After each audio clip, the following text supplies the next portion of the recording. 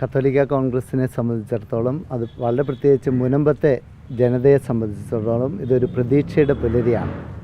കഴിഞ്ഞ കുറേ കാലങ്ങളായിട്ട് മുനമ്പത്തെ ജനങ്ങൾക്ക് വേണ്ടി കത്തോലിക്ക കോൺഗ്രസ് അതിശക്തമായ പ്രക്ഷോഭങ്ങളും പൊതുസമൂഹത്തിൻ്റെ സർക്കാരിൻ്റെ മുമ്പിൽ അവരുടെ ആവശ്യങ്ങൾക്ക് വേണ്ടി വാദിക്കുകയായിരുന്നു. ഈ വിഷയത്തെക്കുറിച്ച് പഠിച്ചപ്പോൾ ഞങ്ങൾക്ക് മനസ്സിലായി, മുനമ്പം വിഷയം പരിഹരിക്കപ്പെടണമെങ്കിൽ അതിന് കാരണമായിട്ടുള്ള വഖഫ് നിയമം ഭേദഗതി ചെയ്തേ മതിയാവൂ. ഇതാരെയും കുറ്റപ്പെടുത്താൻ വേണ്ടി പറയുന്നില്ല. വഖഫ് നിയമത്തിലുള്ള ചില അപാകതകൾ മൂലമാണ് മുനമ്പത്തെ ജനതയ്ക്ക് ശാശ്വതമായൊരു പരിഹാരം ലഭിക്കാത്തത് എന്ന് ഞങ്ങൾ മനസ്സിലാക്കി. അതുകൊണ്ടാണ് കത്തോലിക്ക കോൺഗ്രസ് ഈ കാര്യം പ്രത്യേകമായിട്ട് എടുത്തു പറഞ്ഞിരുന്നത്. കത്തോലിക്ക കോൺഗ്രസിൻ്റെ സമുന്നതനായ പ്രസിഡൻറ്റ് ബഹുമാനപ്പെട്ട പ്രൊഫസർ രാജീവ് കൊച്ചുപറമ്പിൽ സാറ് വിവിധ വേദികളിൽ ഇത് കൃത്യമായി പറഞ്ഞിട്ടുണ്ട്.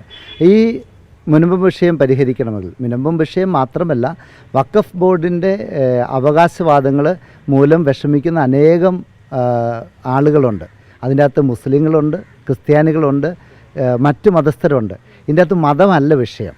ഈ നിയമത്തിലുണ്ടായിരിക്കുന്ന അപാകതകൾ അത് പരിഹരിക്കണമെന്നാണ് ഞങ്ങൾ ആവശ്യപ്പെട്ടത്. അതിനൊരു തീരുമാനം ഉണ്ടായതിൽ ഞങ്ങൾക്ക് സന്തോഷമുണ്ട്.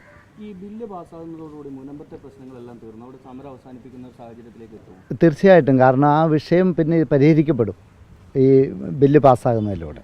പിന്നീട് അങ്ങോട്ട് സമരത്തിൻ്റെ അപ്പോൾ നമ്മുടെ വിഷയം പരിഹരിച്ചാൽ പിന്നെ സമരം ചെയ്യുന്നതിൻ്റെ കാര്യമില്ലല്ലോ. അവിടെ സമരം എന്തിനാണ്? അവർക്ക് അവരുടെ സ്വന്തം സ്ഥലത്ത് താമസിക്കാനുള്ള അവകാശം ലഭിക്കുക എന്നുള്ളതായിരുന്നു. അതിനുവേണ്ടി അവർ മുട്ടാത്ത വാതിലുകളില്ല, പിടിക്കാത്ത കാലുകളില്ല. രാഷ്ട്രീയക്കാരോട്, ജനപ്രതിനിധികളോട് അവർ കേണപേക്ഷിച്ചു. എത്ര ദിവസമായി? ഞാൻ മനസ്സിലാക്കുന്നത് 173 ദിവസങ്ങൾ പിന്നിട്ടെന്ന് ഞാൻ മനസ്സിലാക്കുന്നത്. എന്നിട്ടും പലരും അവിടെ വന്ന് അവർക്ക് അനുകൂലമായിട്ട് പറയുകയും തിരിച്ച് നിയമസഭയിൽ ചെന്നപ്പം അവർക്ക് പ്രതികൂലമായി വോട്ട് ചെയ്യുകയും ചെയ്തു. ആ കാപട്യത്തെ അവർ തുറന്നു കാണിച്ചു. ഇന്നലെ തന്നെയാണേലും ചില പാർട്ടികളൊക്കെ വിപ്പ് കൊടുത്തു. അതുകൊണ്ട് ആ എം പിമാർക്ക് അതനുസരിക്കേണ്ടതുണ്ട് എന്ന് എനിക്ക് മനസ്സിലാക്കാൻ സാധിക്കും. പക്ഷേ അത് ജനഹൃദയങ്ങളിൽ വേദനയായി. വിശ്വാസികളുടെ ഹൃദയങ്ങളിൽ, പ്രത്യേകിച്ച് മുനമ്പത്തെ ജനങ്ങളുടെ ഹൃദയങ്ങളിൽ അതൊരു വലിയ മുറിവായി. കാരണം അവർ വോട്ട് കൊടുത്ത് ജയിപ്പിച്ച ആളുകൾ, അവരുടെ ജീവന സ്വത്തിന് സംരക്ഷണം കൊടുക്കേണ്ട ആളുകൾ അവർക്കെതിരെ നിൽക്കുമ്പോൾ അത് വലിയൊരു ബുദ്ധിമുട്ടുണ്ടാക്കി. ഈ മുറിവ് അവരുടെ മനസ്സിൽ കിടക്കുമെന്നുള്ളത് ഉറപ്പാണ്. ഈ എം പിമാരെക്കുറിച്ച് പറയുമ്പോൾ എനിക്ക് മനസ്സിലാക്കാൻ സാധിക്കും, ഒരു പാർട്ടി ഒരു വിപ്പ് കൊടുത്തു കഴിഞ്ഞാൽ അതനുസരിക്കാൻ അവർ ബാധ്യസ്ഥരാണ്.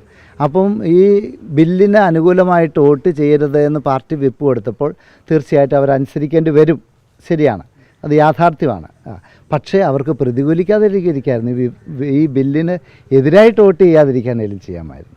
നമ്മൾ ഒരു നാട്ടിൽ താമസിക്കുമ്പോൾ ആ നാട്ടിലെ പൗരന്മാരുടെ ആവശ്യങ്ങളാണ് പരിഗണിക്കേണ്ടത്. അത് ജനപ്രതിനിധികളാണേലും മറ്റ് സംഘടനകളുടെ നേതാക്കളാണേലും പൊതുജനത്തിന് പൊതുവായി ബാധിക്കുന്ന, ദോഷകരമായി ബാധിക്കുന്ന വിഷയങ്ങളിൽ ക്രിയാത്മകമായ തീരുമാനങ്ങളാണ് എടുക്കേണ്ടത്. അത് രാഷ്ട്രീയ പാർട്ടികളും ശ്രദ്ധിക്കണം. ഈ രാഷ്ട്രീയ പാർട്ടികൾ അധികാരം മാത്രമല്ല ലക്ഷ്യമാക്കേണ്ടത്. അത് BJP ആണേലും കോൺഗ്രസ് ആണേലും മാർക്സിസ്റ്റ് ആണേലും കേരള കോൺഗ്രസ് ആണേലും ശ്രദ്ധിക്കേണ്ട ഒരു കാര്യമാണ്. ഈ നാട്ടിലെ സാധാരണക്കാരായ മനുഷ്യരുടെ ജീവിതത്തിന് ബുദ്ധിമുട്ടുണ്ടാക്കുന്ന കാര്യങ്ങൾ വരുമ്പോൾ കൃത്യമായ നിലപാടെടുക്കണം. അവിടെ വോട്ട് ബാങ്ക് പ്രീണനമോ മറ്റ് പ്രീണനമോ അല്ലെങ്കിൽ അധികാരം നിലനിർത്താനുള്ള വഴികളോ അല്ല തേടേണ്ടത്. നമ്മുടെ നാട്ടിലെ സമുന്നതരായ പഴയകാല രാഷ്ട്രീയ നേതാക്കളൊക്കെ അത് കാണിച്ചു തന്നിട്ടുണ്ട്. ഒരു വിഷയം വന്നു, അവരുടെ മനസ്സാക്ഷിക്ക് ചേർന്നതുമായിട്ട് പ്രവർത്തിക്കാൻ സാധിക്കില്ല, അവർ ആ സ്ഥാനം ഒഴിഞ്ഞു പോകാൻ പോലും തയ്യാറായിരുന്നു. ഇപ്പോൾ എങ്ങനെയെങ്കിലും അധികാരത്തിൽ കടിച്ചു തൂങ്ങുക എന്നുള്ളതാണ് പല രാഷ്ട്രീയ പാർട്ടിയിലെയും നേതാക്കന്മാർ കാണിക്കുന്ന ഒരു മാതൃക. അത് ശരിയല്ല.